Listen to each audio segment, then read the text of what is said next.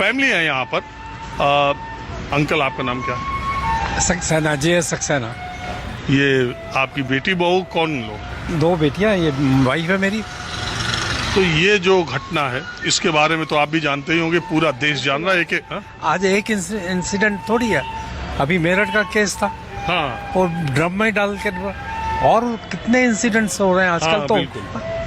तो आप की पीढ़ी से और यहाँ तक की पीढ़ी तक मैं आपको देखूं, आपने अपने ही जीवन में वैवाहिक संबंधों को वहां से यहाँ तक, आपके जमाने में कोई ऐसी घटना? कोई घटना नहीं थी, संस्कार का फर्क पड़ गया है। अभी क्या हो गया कि सब पढ़ना लिखना, वो इतनी वो इनकम बढ़ गई है, तो लोग अपने आप को इंडिपेंडेंट समझने लड़कियां, और वो इस तरह से बिहेव करने लगी हैं जैसे कि उनका पूरा राइट है, वो कुछ भी कर सकती हैं। देखिए, आपकी 2 बेटियां यही हैं, आपकी दोनों बहुएं रहती हैं, आप ऐसे बोलते तो मैं 1 मिनट सोचता।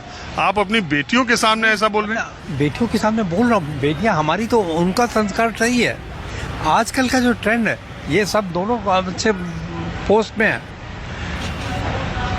पर उनके वो विचारों में वो नहीं है। बट आजकल के पता नहीं क्या एक ऐसे माहौल बन गया है कि पढ़ लिख के लड़कियां समझने लगी हैं कि हम फुल पावर है हमारे पास, हमें इक्वल राइट्स हैं। कुछ एक हमारे लॉज ऐसे हैं कि वो कुछ भी ज़रा सा भी अपने आप को कुछ भी कह देंगी तो लड़के की फैमिली फंस जाएगी। एक वो उनका बहुत बड़ा हथियार मिला हुआ है उन्हें, तो वो समझती हैं कि ज़रा सा भी हमारा राइट है, हम कुछ भी कह देंगे, इनको कह देंगे कि इन्होंने सताते हैं, ये करते हैं, तो फंस हो जाएंगे, हमें कुछ नहीं होने वाला है। लेकिन अंकल, लड़कियां पढ़े ना, लड़कियां आगे बढ़े ना, इंडिपेंडेंट हो ना, ये भी तो जरूरी है। नहीं, बहुत जरूरी है, बहुत जरूरी है।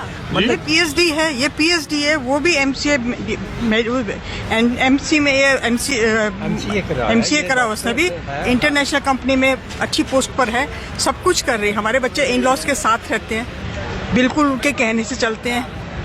आज हमारे बच्चों में वो चीज नहीं है बिल्कुल। आजकल के नहीं, ये तो आपका संस्कार है। नहीं तो शादी के बाद तो बेटियों को माएं फोन करने लग रही हैं कि वो कहाँ कितनी बहुएं इन लॉज के साथ रहती हैं। छुट्टियां, बच्चे की छुट्टी है तो अपने इन लॉज के परमिशन से मेरे पास आती हैं, वैसे नहीं आती हैं। अरे तो आप उस सोसाइटी के 1-2-5% लोगों में लकी है, और वो इनके इन लॉज लकी है। अब हमें वही लगने लगा है कि हम बहुत लकी हैं। अंकल, मेरा सवाल, आजकल हम देख रहे हैं लड़की ढूंढना, पहले तो लड़का ढूंढना डिफिकल्ट होता था, अब लड़की ढूंढना डिफिकल्ट है। वो लड़कियों का इतनी कंडीशंस है, मैं साथ नहीं रहूंगी, अब मेरी साथ मैं खाना नहीं बनाऊंगी, मैं आपके फादर मदर के साथ नहीं रहूंगी, उनको अलग रहना पड़े। What are all this? अपने पेरेंट्स, मैं अपनी सैलरी अपने पेरेंट्स के साथ खर्च करूंगी, मेरी सैलरी से आपको कोई मतलब नहीं है। हम वो चीज, मतलब आजकल की लड़कियां इस तरह की बात कर रही हैं, मतलब एक मिनट, एक बात अंकल मैं आपसे छोटी सी पूछता हूँ, फिर बेटियों की तरफ चलता हूँ। मुझे जब मैं सारी चीजें सारे तरफ दिमाग घुमाता हूँ, ये स्थिति, एक विचार आप मुझे बताइए। जैसे मान लीजिए कोई एक लड़की है, अपने माँ बाप, मैं मिडिल क्लास या लोअर मिडिल क्लास की बात कर रहा हूँ, पढ़ी लिखी लड़की तो अपने माँ बाप से कह ही लेती हैं या नहीं। अगर मान लीजिए कोई लड़की है, वो अपने माँ बाप के या सामाजिक या पारिवारिक दबाव में इज्जत की खातिर वो कहीं और शादी करना चाहती है, लेकिन वो नहीं बताती है, फिर उसकी शादी दूसरे लड़के से कर दी जाती है, वो ठीक, और ऐसे तो बहुत हुआ है। एक हमारा दोस्त था, वो कहता था शायद ही कोई आदमी, कोई लड़की लड़का ऐसा हो जिसने जवानी के दिनों में किसी से शादी के बारे में सोचा ना हो, लेकिन किसी की हुई नहीं, 99% लोगों की उससे नहीं होती। लेकिन इसका मतलब ये नहीं है कि उसका वैवाहिक जीवन है इस दुराव पर आ जाए कि एक दूसरे की जान ली जाए। मुझे कोई कह रहा था अंकल, अभी जब मैं चर्चा कर रहा था, दरअसल ये जो डिवोर्स के मुकदमे हैं, ये इतने पेचीदे हैं कि एक बार शादी होने के बाद पति पत्नी का कानूनन तलाक होने में इतनी अड़चने हैं कि वो भी एक कारण है कि तुरंत निपटा दो सामने वाले को। ये भी एक कारण हो सकता है क्या? वो इतना बड़ा कारण नहीं है।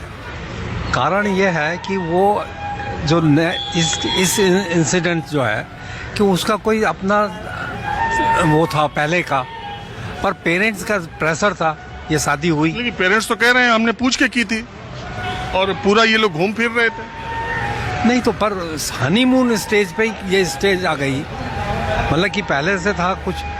हाँ, पहले से तो था ही। हाँ, वही तो कह रहा हूँ ना, तो मतलब उसको इतना तो करना ही नहीं चाहिए था। पहली चीज तो यही है ना। अब आपके पापा और मम्मी सारा दोष लड़कियों और बेटियों पर डाल रहे हैं कि लड़कियां पढ़ लेती है तो सोचती है सैलरी हम ही खर्च करें, वो किसी के साथ एडजस्ट नहीं करती।